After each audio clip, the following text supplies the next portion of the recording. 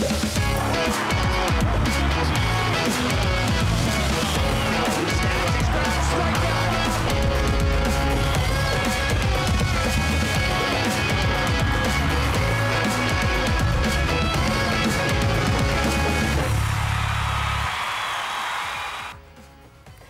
वालेकुम and welcome to जोर का जोर। आई होप आप लोग खैरियत से होंगे और अच्छे से अपना ख्याल रख रहे हैं। Another day another show and we'll be discussing a lot again because क्या क्या हो रहा है, क्या क्या नहीं हो रहा है। Pakistan team is gearing up for the tri nation and then for the Asia Cup. उस हवाले से भी डिस्कशन होगी। मैं हूँ सवेरा पाशा और मेरे साथ मौजूद है मीरब ज़ीशान और हमारे साथ इन स्टूडियो मौजूद हैं स्पोर्ट्स जर्नलिस्ट हाफिज़ इमरान। अस्सलाम वालेकुम। अस्सलाम जी, बहुत शुक्रिया।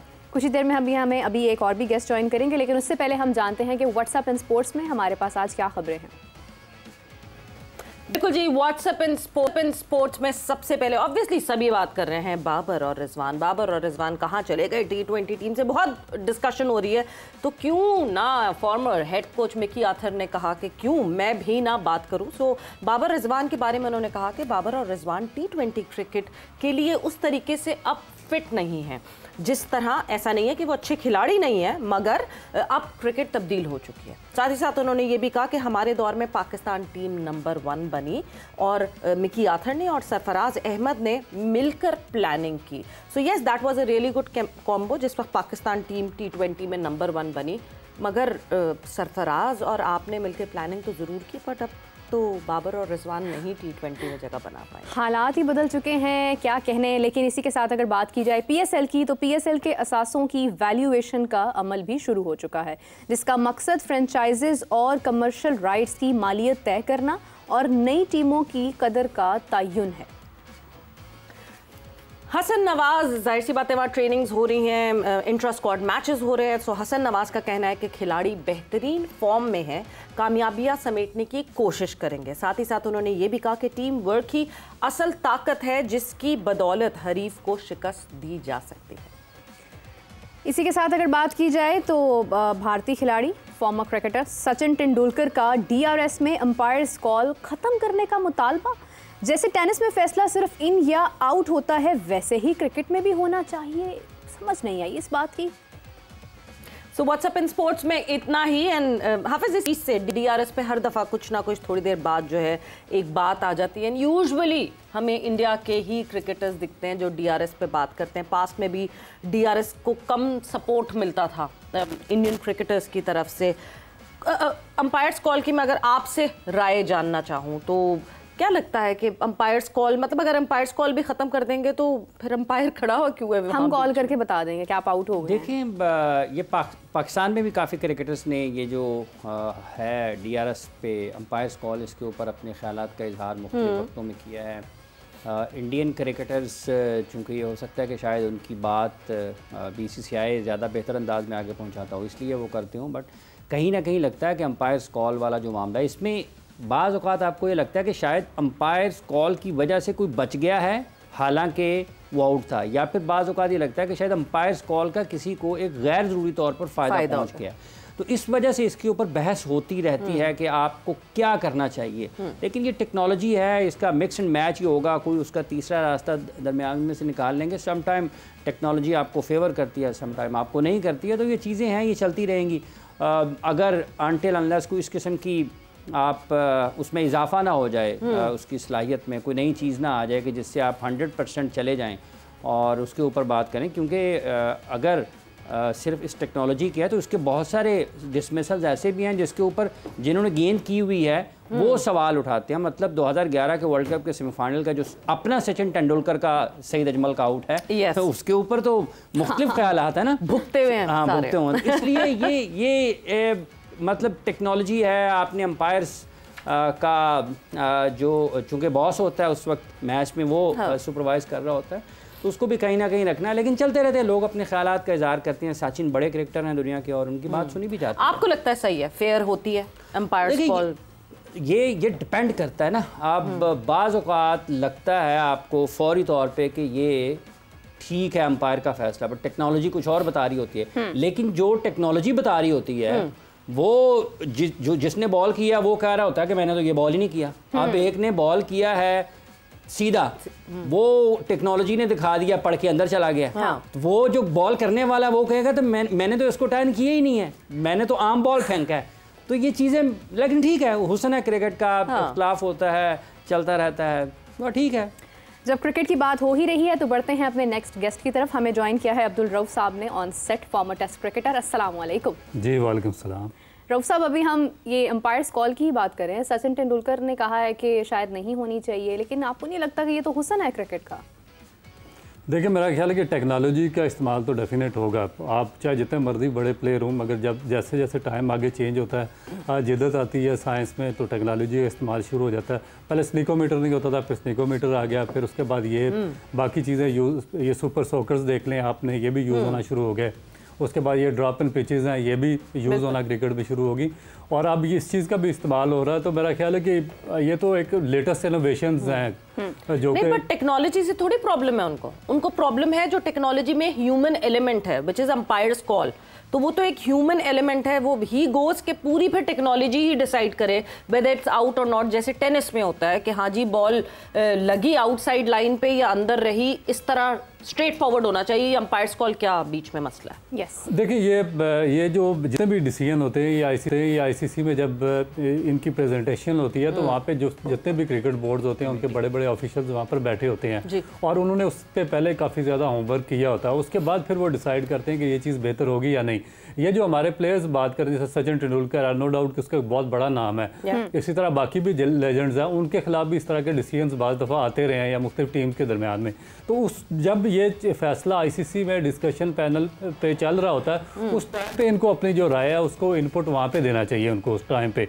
जब बाद में एक दफ़ा इम्प्लीमेंट एक चीज़ हो गई है, तो उसके बाद फिर इस पे मेरा ख्याल है कि शोर मचाने का फ़ायदा नहीं है। बॉलर के लिए कितना क्रूशल होती है अंपायर्स कॉल?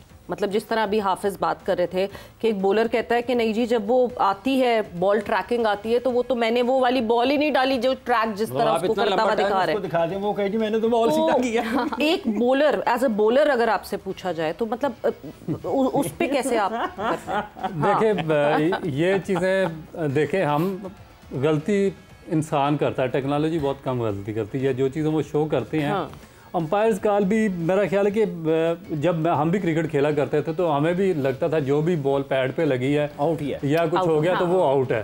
मगर जब उसके बाद फिर मैंने एक मैच रेफरी का कोर्स भी किया हुआ है। अच्छा।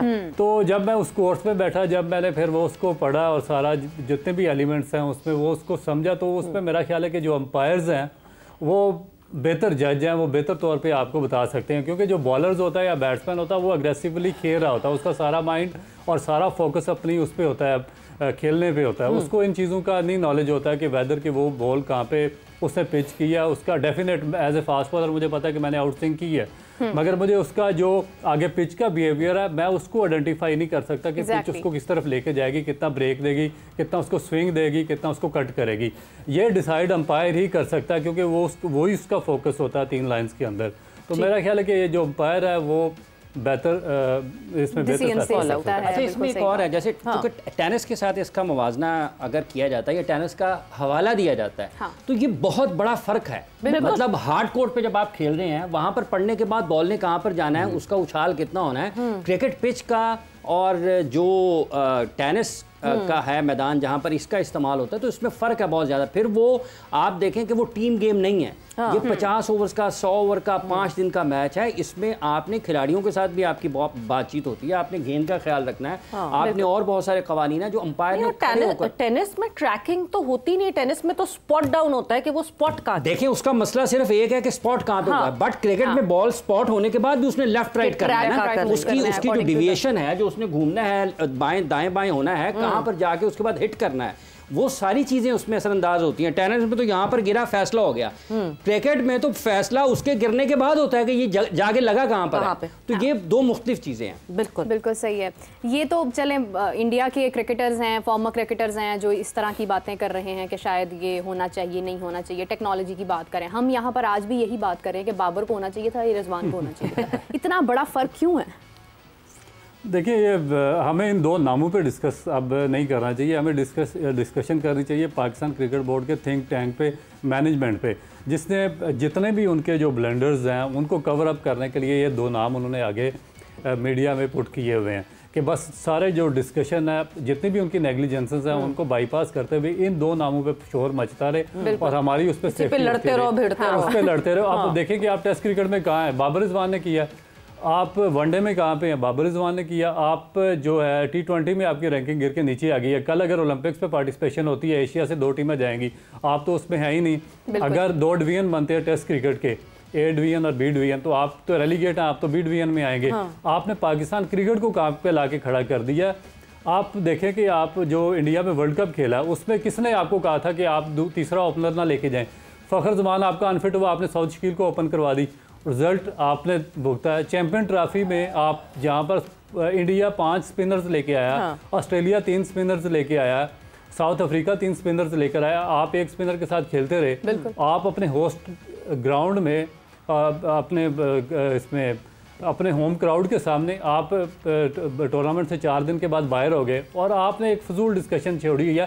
देखिए बाबर रिजवान जो है, अगर आप नहीं परफॉर्म कर रहे तो रिप्लेसमेंट किधर है ना, सब असल चीज क्या है, रिप्लेसमेंट किधर आपकी। बिल्कुल, आपको आईसीसी फंड देता है, बेतहाशा पैसा देता है, आपको किस लिए देता है? तो इसका मतलब जो T20 का स्क्वाड अनाउंस हुआ है ट्राई नेशन के लिए और एशिया कप के लिए, आपको लगता है कि कोई भी ऐसा लड़का उसमें नहीं है जो फिल इन कर सकेगा वो शूज? बिकॉज हम तो पर्टिकुलरली T20 की बात कर रहे हैं कि T20 में अगर अब, क्योंकि अब हो गए 2-3 सीरीज आपकी निकल गई हैं जिसमें बाबर और रिजवान नहीं खेले, सो आपको कोई एक लड़का ऐसा नहीं लगता जिस पे हम रिस्पॉन्सिबिलिटी ये डाल सकें? देखिए, मैं रिस्पॉन्सिबिलिटी किस तरह आप डाल सकते हैं, जब आप इनके सबके रिकॉर्ड्स आप उठा के देखें, right from the opening batsman से आपका नंबर 7 तक, उनके रिकॉर्ड्स क्या हैं जो आपके, जिन्होंने मैच फिनिश करना होता है। देखिए आपका किसी ज़माने में जो आपका नंबर 5-6 पोजीशन थी, उन पर मोहम्मद यूसुफ खेला करते थे, इंतजाम उल-हक थे, जावेद मियांदाद थे, ज़हीर अब्बास थे और सलीम मलिक थे, एजाज अहमद, टॉप क्लास। आप इनके first class, even Imran Khan का आप कैरियर रिकॉर्ड उठाकर देखें, 300 से ज़्यादा, 350 फर्स्ट क्लास मैचेस हैं उनके, उनकी 35+ एवरेज है इन सब की, किसी की 50+ एवरेज है। अब ये जो आपके खेल हैं, मुझे नवाज की एवरेज बताएं 14 रन की, ये आपका बेसिक बैट्समैन है जिस पर आप सारा ये एशिया कप खेलेंगे और आप ये ट्राई नेशन सीरीज़ खेलेंगे। फ़हीम अशरफ की एवरेज क्या है?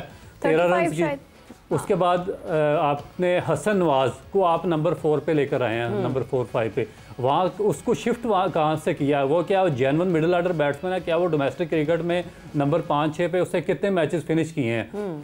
आप इंतजाम मोहम्मद नवाज और फ़हीम अशरफ तो ऑलराउंडर्स की कैटेगरी में हमने उनको घुसाया हुआ है ना, वो तो किसी तरह ऑलराउंडर की कैटेगरी में, मगर ना वो आपको बैटिंग में दिख रहे हैं ना वो आपको उस तरह बॉलिंग में दिख रहे हैं। तो वो तो कोई अगर आप अगर ये कह रहे हैं कि जी वो उनकी बैटिंग का ये देखें, उनकी स्ट्राइक रेट देखें या उनकी एवरेज देखें, तो आगे से वो कहेंगे नहीं जी बैटर थोड़ी है ये, खाली तो क्या है, मुझे आप बता दें क्या है वो।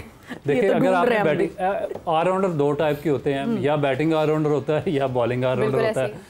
अगर बैटिंग ऑलराउंडर हो, जैक कैलिस जैसे लोग जो है उनकी एवरेज है 40+, 50+, और या अगर कोई एवरेज आम ऑलराउंडर लगा लें उसकी एवरेज आएगी 35+ आ जाएगी बैटिंग की। अगर कोई बॉलिंग ऑलराउंडर है तो उसकी जो इकॉनमी है वो बॉलिंग की वो 20 से डाउन होगी, 25 से कम होगी। तो ये तो दोनों जगह भी एग्जिस्ट नहीं कर रहे, ना ये बैटिंग ऑलराउंडर की कैटेगरी में आ रहे हैं, ना ये बॉलिंग ऑलराउंडर की कैटेगरी में आ रहे हैं। और फिर आपको करना क्या पड़ता है, आप बोताद कर देते हैं 4-5 आप ऑलराउंडर क्लास। सलमान अली आगा ने भी अपने आप को इसी कैटेगरी में डाला हुआ है। अब इन्होंने जो साइम अयूब है उसको भी इसी कैटेगरी में डाल दिया, उससे बॉलिंग करवाते हैं। होता क्या है, जब प्रेशर पड़ता है ना ये बॉलिंग कर सकते हैं ना ये बैटिंग कर सकते हैं। और स्पेशलिस्ट एक भी नहीं, कथा कलामी की माजरत चाहती हूँ, मैं बार बार हवाला देना नहीं चाहती हूँ, लेकिन when we see on the other hand कि अगर आप इंडिया की टीम देखते हैं, उनका स्क्वाड देखते हैं, रोहित शर्मा, विराट कोहली तो उसमें है ही नहीं, बहुत बड़े बड़े नाम उसमें नहीं हैं। उसमें एक हार्दिक पांड्या आपको नजर आता है जो कि स्पेशलिस्ट ऑलराउंडर, एक बेहतरीन खिलाड़ी, मंजा हुआ खिलाड़ी आपको महसूस होता है कि ये टीम के अंदर है। बाकी उनके कितने नए खिलाड़ी हैं और उनको ये प्रॉब्लम ही नहीं है कि उनके पास रिप्लेसमेंट नहीं है। और हमारे पास यहाँ एक कैटेगरी भी खाली है, स्क्वाड में भी हम एक्सपेक्ट नहीं कर सकते हैं किसी से भी कि ये हमें 100% देगा। देखिए इंडिया ने कब से प्रिपरेशन शुरू की थी, आपको याद है जब पाकिस्तान ने world cup T20 world cup जो अमेरिका में हुआ, उसमें अमेरिका से आ रहा था और इंडिया से आ रहा था। इंडिया की सेम टाइम पे एक दूसरी टीम शुभमैन गिल की कैप्टेंसी में वो जिम्बाब्वे का टूर कर रही थी और वहाँ पे प्रिपरेशन कर रही थी। और उसके बाद अभी तक उन्होंने, जब ऑस्ट्रेलिया ने वर्ल्ड कप जीता इंडिया में, उसके बाद जो ऑस्ट्रेलिया और इंडिया की सीरीज हुई थी इंडिया के अंदर 5-6 मैचेस की T20, उसमें एक भी वो प्लेयर शामिल नहीं था दोनों टीमों की जानिब से, ना ऑस्ट्रेलिया से ना इंडिया से, जो कि वो वर्ल्ड कप में पार्टिसिपेट कर रहे थे। और हम क्या कर रहे थे, हम यही जो आपने सवाल किया, बाबर रिजवान, शाहीन अफरीदी, नसीम शाह, हारिस रऊफ, वो मुझे एक गिरदार नहीं होती जो हम लड़ाइयाँ डिस्कस कर रहे थे, हम मसले डिस्कस कर रहे थे, हम प्लेयर्स की कभी कभार ऐसा लगता है जैसे डिवाइड एंड रूल नहीं चल रहा होता, हम वो डिस्कस कर रहे थे। इसने इसको कुछ कह दिया, ये उससे लड़ रहा है, माहौल ख़राब है टीम का। उस वक्त तो जहाँ दुनिया एक इवेंट ख़त्म होता है आईसीसी का और दूसरे इवेंट की प्रिपरेशन शुरू कर देती है, वहाँ हम इन झगड़ों में पड़ जाते हैं आफ्टर एवरी मेजर इवेंट। हाफिज साहब, ये 55,692 बॉल हैं सरफराज नवाज के फर्स्ट क्लास क्रिकेट में। अभी इमरान खान साहब का जिक्र कर रहे थे अब्दुल रऊफ साहब, और इससे कुछ ज़्यादा बॉल्स हैं इमरान खान साहब के फर्स्ट क्लास क्रिकेट में, मेरा ख्याल है, ठीक है। और उनके बाद वसीम और वकार के आते हैं फर्स्ट क्लास में जो बॉल्स हैं। विकटों में रऊफ साहब भी उस फहरिस्त में आपको नुमाया नज़र आते हैं। तो जो असल बात है ना, जिस तरह आपने जिक्र किया है कि हम तकसीम करें और हुकूमत करते थे, तो ये कौन कर रहा है? मुझे तो बड़ी शिकायत है अपने लोगों से भी, और आजकल अगर मैं अखबार देखता हूँ, अखबार में ज़रा कम आप कह लें, तो वहाँ पे ज़रा पॉलिसी और किस्म की होती है, क्यों ना रऊफ साहब। और अगर आप डिजिटल लोगों के उठा के देखते हैं या पॉडकास्ट देखते हैं या इवन टेलीविज़न चैनल्स पर भी या कुछ भी और ज़राए जो इब्लाग के हैं, लोग बात क्या कर रहे हैं जी, ये मीडिया का काम नहीं है। चला गया ना, एक खिलाड़ी चला गया है तो ठीक है यार, सिस्टम की बात कौन करेगा? आपका निज़ाम ठीक होगा ना बाबर के जाने से फ़र्क पड़ेगा, ना रिजवान के जाने से फ़र्क पड़ेगा। कभी किसी ने सोचा होगा कि स्टीव ओ के बगैर ऑस्ट्रेलिया की टीम चलेगी? चली ना। रिकी पॉन्टिंग के बगैर चलेगी? चली ना। रिकी पॉन्टिंग को ड्रॉप किया ना उसने, माइकल क्लार्क ने, चला ना। 2015 का वर्ल्ड कप जीते, ठीक है। और जब वो यूएई खेलने के लिए आया था ना T20 वर्ल्ड कप, उस वक्त भी लोग उनको किसी खाते में नहीं रख रहे थे, वो जीत के चले गए थे वहाँ से कि यार ये कंडीशंस ऐसी नहीं होंगी, मौसम बड़ा ख़राब होगा। वो जब इंडिया खेलने के लिए 2023 में, उस वक्त भी लोग उनको कह रहे थे कि यार ये कोई इतनी अच्छी टीम नहीं है, वो वहाँ से भी वर्ल्ड कप जीत के चले गए। असल बात ये है कि आप निज़ाम की बात करें। ये बाबर और रिजवान पाकिस्तान के खिलाड़ी थे, पाकिस्तान के खिलाड़ी रहेंगे, जब मौका मिलेगा वापस आए खेलें, लेकिन असल चीज़ जो है वो ये है कि आपका निज़ाम चल रहा है या नहीं चल रहा। निज़ाम चलना चाहिए, बेहतर अंदाज में चलना चाहिए, और अगर निज़ाम आपका चलता रहेगा, बाबर भी आते रहेंगे, ज़हीर अब्बास, जावेद मियादाद, तौसीफ़ अहमद, इकबाल कासिम, आसिफ इकबाल, माजिद खान, मुश्ताक मोहम्मद, मुदस्सर नज़र, मोहसिन खान, सरफराज नवाज, अब्दुल कादिर, सलीम मलिक, कासिम उमर, सईद अनवर, आमिर सुहेल, रमीज़ राजा, मोहम्मद यूसुफ, मुश्ताक अहमद, और नाम तो उठा के देखिए आप। 1952 से जब आप आज कहते हैं कि पैसे बहुत कम है, और 52 में पाकिस्तान के पास कौन से पैसे थे? तो जीता ना पाकिस्तान। 54 में ओवल में गया, टेस्ट मैच जीत गया। 52 में लखनऊ में पाकिस्तान ने टेस्ट मैच जीत दिया। उस वक्त किसी ने क्यों नहीं कहा कि पैसे नहीं होते थे? आज क्या पाकिस्तान के पास पैसों की कमी है? पैसों की कमी नहीं है, इधर कमी है। बिल्कुल सही। ये कमी किसी पैसे से दूर नहीं हो सकती, ना ज्यादा पैसा होने से ये कमी बढ़ाई जा सकती है। ये खुदा दाद है, ये अल्लाह ने आपको दी हुई है। सर डॉन ब्रैडमैन को किसी एक बहुत बड़े अमीर शख्स ने इंग्लैंड में बहुत भारी रकम का चेक दे दिया और उन्होंने कहा कि मेरे बेटे को क्रिकेटर बना दे। 7 दिन के बाद उन्होंने वापस कर दिया। उन्होंने कहा जो अल्लाह ने इसमें चीज नहीं डाली तो मैं कैसे डाल सकता हूं? और लोग आएंगे, लोग जाएंगे। The game must go on and the game does go on. तो ये तो नहीं हो सकता कि नहीं जी 2 नामों पे हम बैठ जाएं और बात। वक्त एक ब्रेक का हुआ है, हम ब्रेक पर जा रहे हैं, और ब्रेक से जब वापस आएंगे तो लड़के क्योंकि मुसलसल प्रिपरेशन हो रही है, दुबई में रेगुलरिटी में यूएई में प्रिपरेशंस कर रहे हैं, ट्राई नेशन और एशिया कप से क्या एक्सपेक्ट करेंगे, हम रऊफ का पॉइंट ऑफ व्यू भी इस हवाले से जानेंगे आफ्टर अ शॉर्ट ब्रेक।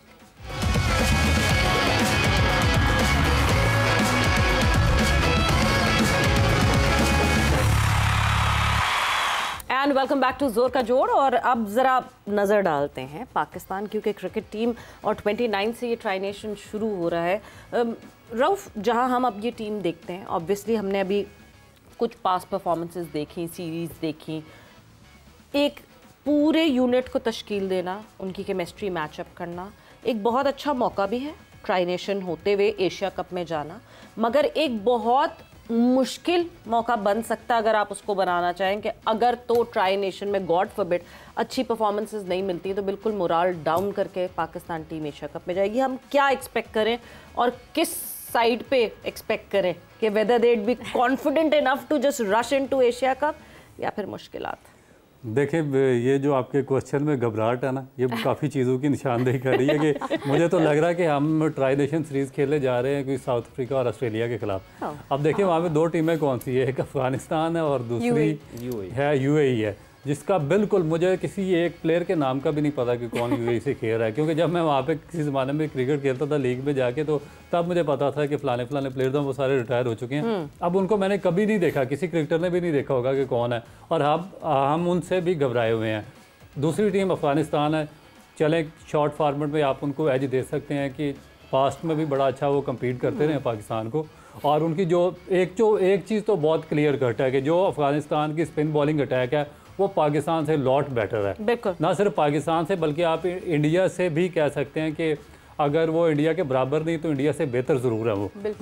तो ये चीज़ें मेरा ख्याल है कि थोड़ा सा अफगानिस्तान के ख़िलाफ़ तो पाकिस्तान का होगा, अच्छा मैच होगा, मगर मैं ये नहीं कह रहा कि अफगानिस्तान क्लियरली पाकिस्तान को वो शिकस्त दे देगा, मगर मैच अच्छा होगा। यूएई से मेरा नहीं ख्याल कि अभी हम इस बदतरीन लेवल तक पहुँच गए हैं। गो के पास्ट में हम अमेरिका से भी यूएसए भूल गए, मैं बिल्कुल वो याद दिलाना चाह रही थी। मगर एक उनको डेफिनेट एज होगा कि उनके होम क्राउड में, क्योंकि वो वहाँ पे बहुत ज़्यादा क्रिकेट खेलती हैं और जो सिर्फ फार्मेट खेलते हैं यूएई की टीम, वो सिर्फ T20 फार्मेट है, शॉर्ट फार्मेट।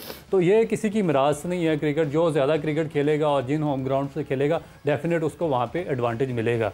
मगर इसमें जो अब हमारा क्रिकेट बोर्ड जहाँ पे पाकिस्तान टीम को लेकर जा चुका है, और फिर जो अच्छा दूसरी चीज़ ये है कि जब आप टीम सेलेक्ट करते हैं या टीम आप देखते हैं तो उसमें कोई कंपाउंड किस्म के आपके प्लेयर नज़र नहीं आते कि जिनकी एवरेज बहुत ज़्यादा हाई हो, जो ऐसे बॉलर्स आपको नज़र नहीं आते कि जो स्ट्राइक करके पाकिस्तान के, जिन्होंने शुरू में जिस तरह वेस्ट इंडीज़ के बॉलर ने पाकिस्तान के खिलाफ मैच ख़त्म किया, इस तरह किसी पाकिस्तान के बॉलर ने कोई मैच पिछले 3-4 साल में फिनिश किया हो, या कोई ऐसा बैट्समैन नज़र नहीं आता जिसने जाके नंबर 5 या 6 पे 8-10 या 12 रन की एवरेज मिल रही हो तो वहाँ पे जाके उससे फिनिश किया। तो ये चीज़ें डेफिनेट क्वेश्चन मार्क होंगे यूएई के खिलाफ या अफगानिस्तान के। हाफिज साहब, एक सवाल दिल में आया कि pressure is a major problem या स्किल्स? अगर हम यूएई के मैच में चले ट्राई नेशन तो ठीक है, उसका कोई बहुत ज़्यादा प्रेशर नहीं होगा, लेकिन एशिया कप में प्रेशर भी हो सकता है, तो उसमें क्या हमारे स्किल्स की कमी होगी अगर खुदा न खास्ता हम यूएई से हार जाते हैं, या फिर हम प्रेशर ही हैंडल नहीं कर पाते? देखिए,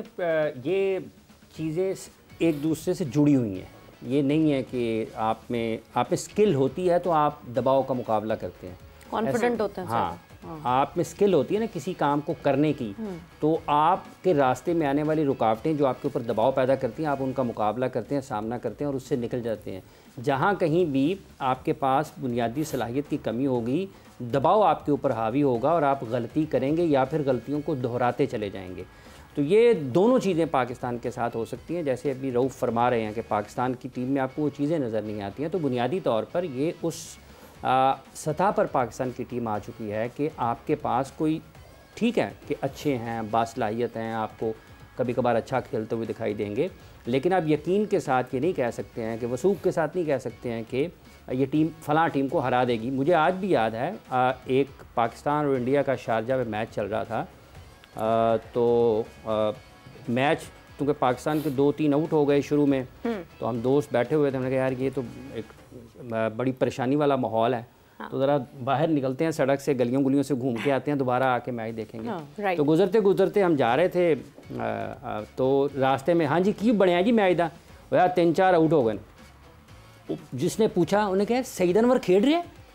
हाँ जी वो तो हाली खेल रहे हैं। अरे बाबा मैच जीत जाएंगे। और सईद अनवर ने उस मैच में 103 या 4 किए थे अगेंस्ट इंडिया और पाकिस्तान को चेस कर गया था। 280-90 या जितना भी टारगेट था, शारजा में मैच था।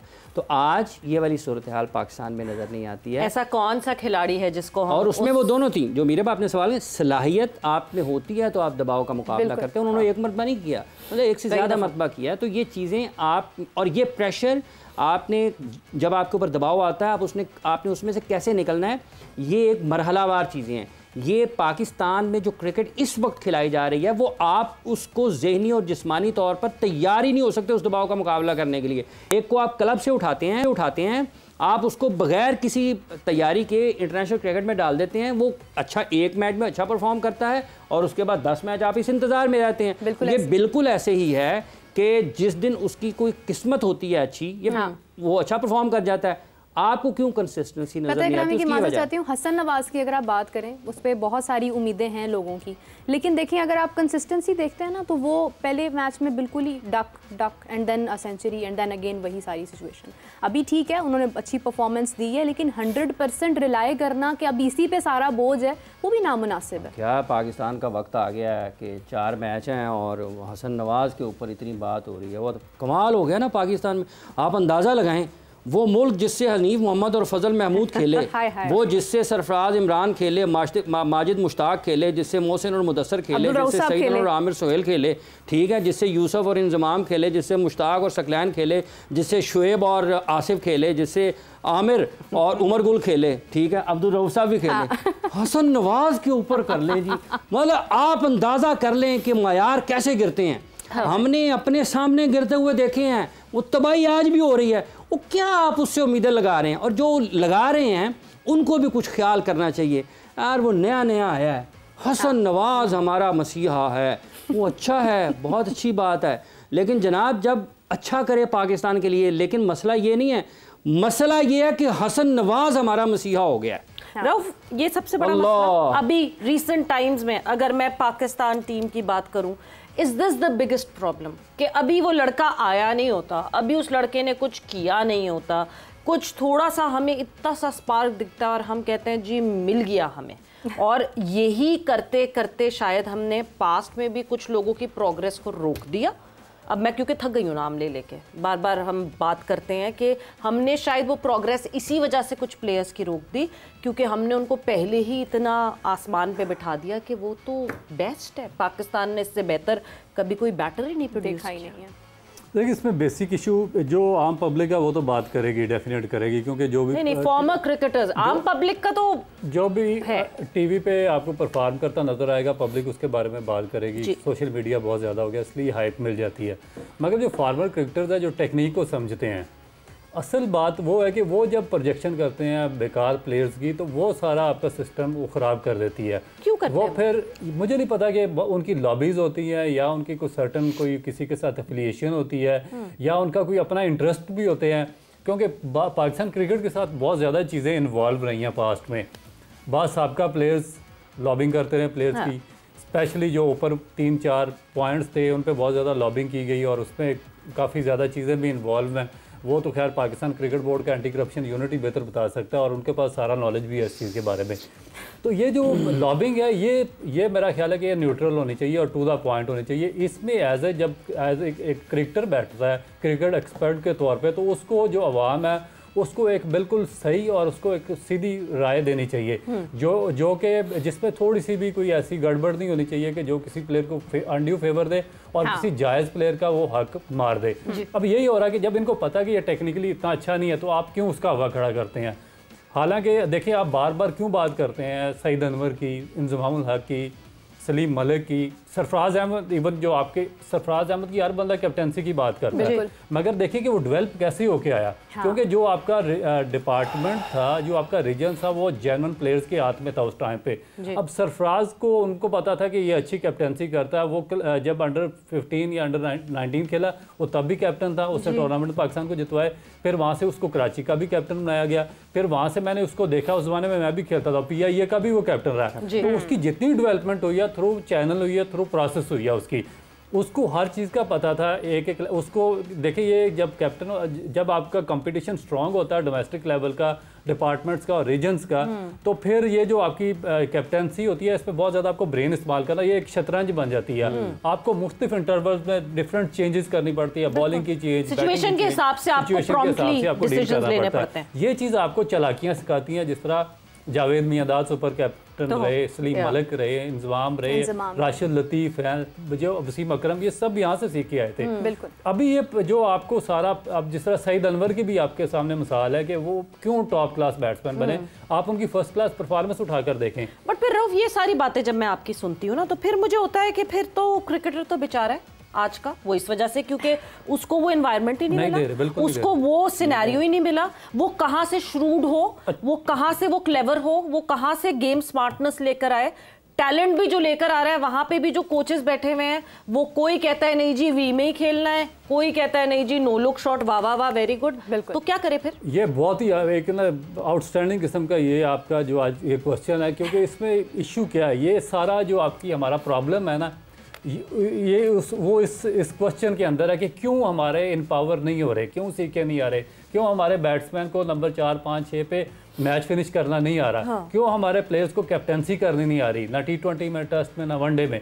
वजह क्या है कि जो क्रिकेट है वो फुटबॉल और हॉकी से टोटल डिफरेंट गेम है। फुटबॉल, सॉकर या हॉकी में जो कोच होता है वो सारा इम्पावर होता है, बाहर से आपको गाइडलाइन टोटली वो देता है, इस तरह करो, प्लेयर को रिप्लेस करो। आज भी पाकिस्तान में मुबारक हो 99% लोग कहते माइक हैसन करेगा ठीक, हाँ वो करेगा। अब ये जो सबसे सारे क्रिकेट के गुरु ने ना, ये सब ने ये माइक हैसन आ गया जी, माइक करेगा, माइक का माइक उठा के सारे पाकिस्तान में भाग रहे हैं, माइक माइक माइक करेगा। ये इन्होंने भागी गलत पोर्ट्रेट कर, यही मैं चीज कह रहा हूँ कि आपको एज ए एक्सपर्ट आपको एक ट्रू ओपिनियन अपना देना चाहिए आवाम के सामने।